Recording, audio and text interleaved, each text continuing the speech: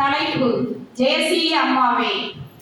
சோழ நகரத்தின் பெருமையாம், பெரிய கோவிலின் பிறப்பிடமாம், தமிழ்நாட்டின் நெற்களஞ்சியமாம், தஞ்சை மண்ணிலே பிறந்த ஜெயஸ்ரீ அம்மாவே.